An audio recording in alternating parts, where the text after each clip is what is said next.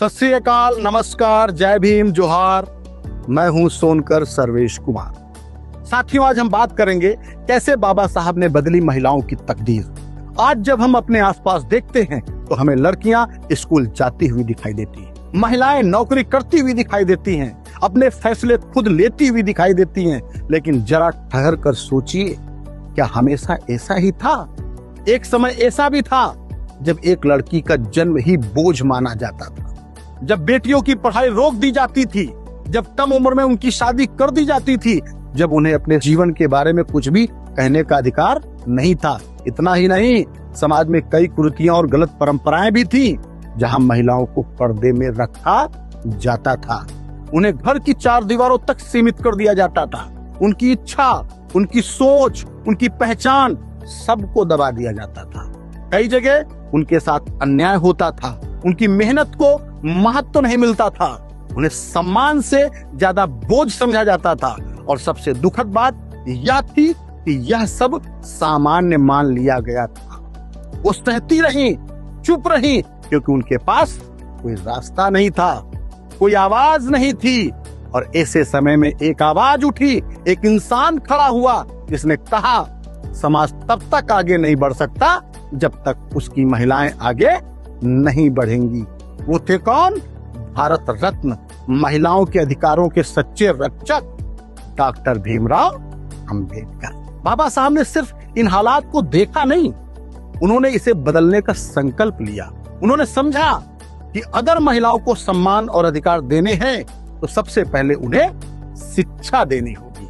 उन्होंने महिलाओं को शिक्षा के लिए जागृत किया, उनके लिए आवाज उठाई, क्योंकि वो जानते थे शिक्षित महिला ही अपने अधिकारों को समझ सकती है।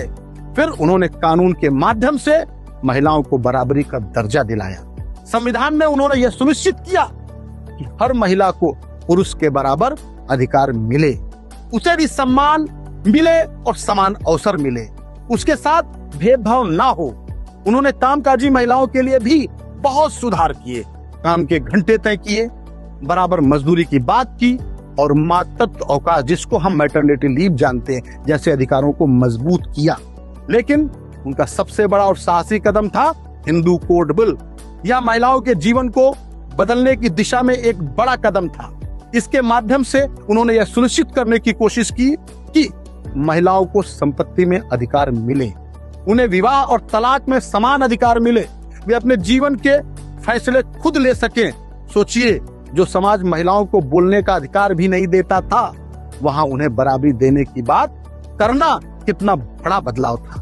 आज जो हम देखते हैं, लड़कियां आगे बढ़ रही हैं, अपने सपनों को पूरा कर रही हैं, यह सब उसी संघर्ष का परिणाम है जो बाबा साहब ने शुरू किया था। आज एक महिला अपनी आवाज उठा सकती है, अपने अधिकारों के लिए खड़ी हो सकती है, तो इसके पीछे बाबा साहब के विचार और उनके बनाए कानून है। लेकिन आज भी हमें खुद से पूछना होगा, क्या सच में सब कुछ बदल गया है?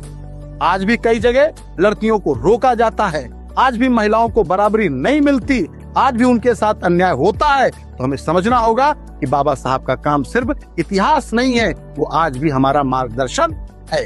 हमें हर उस कुरीत के खिलाफ खड़ा होना होगा जो महिलाओं को पीछे खींचती है।